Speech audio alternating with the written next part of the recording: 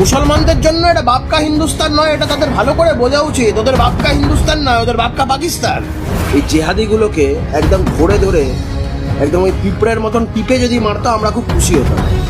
এই ওয়াকাফ নিয়ে যান না করতে, ত্রিপুরায় করতে গেছিল, মেরে চামড়া গুটিয়ে দিয়েছে। উত্তরপ্রদেশে করতে গেছিল, সব বন্ধ হয়ে গেছে, চাপকে পিঠের চামড়া গুটিয়ে দিয়েছে।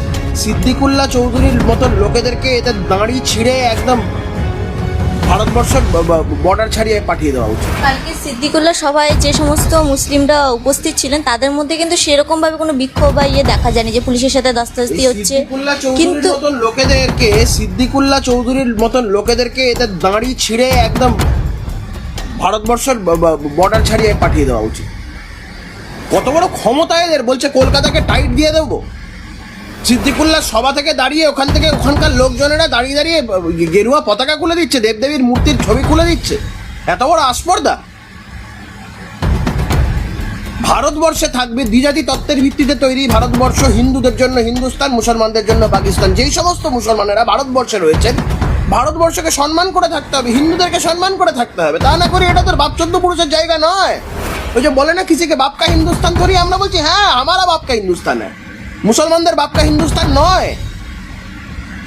মুসলমানদের জন্য এটা বাপকা হিন্দুস্তান নয়, এটা তাদের ভালো করে বোঝা উচিত। ওদের বাপকা হিন্দুস্তান নয়, ওদের বাপকা পাকিস্তান, ওদের বাপকা পাকিস্তান। তাও যারা এখানে আছেন ভদ্রভাবে দেশকে ভালোবেসে হিন্দু ধর্মের প্রতি শ্রদ্ধা জানিয়ে যারা থাকবেন তারা ঠিক আছে, এর বাইরে নয়। এত মাথায় তোলার কি আছে? সিদ্দিকুল্লাহ চৌধুরী মঞ্চ থেকে দাঁড়িয়ে বলছেন আজকের এই সমাবেশ থেকে মমতা বন্দ্যোপাধ্যায় খুশি।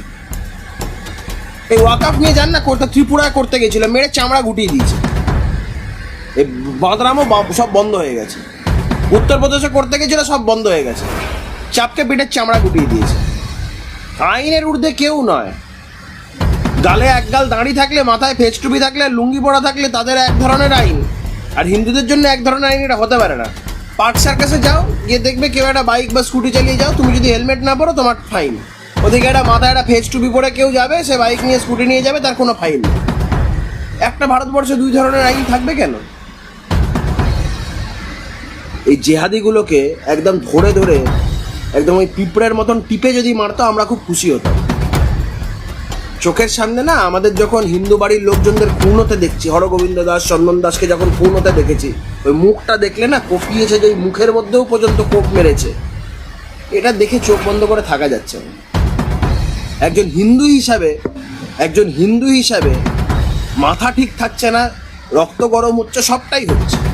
আমি আবার বলছি, সরকার যদি এখনো সচেষ্ট না হয়, সদিচ্ছা যদি না দেখায়, retaliation is the only way out. 46-এর কলকাতার গ্রেট কলকাতা কিলিংসের যে স্মৃতি আমাদের এখন সবার, মানে আমরা তো চোখে দেখিনি, পড়েছি, শুনেছি, কিন্তু আমরা চোখের সামনে সেই জিনিস আবার তৈরি হচ্ছে, সেই জিনিস দেখতে পাচ্ছি।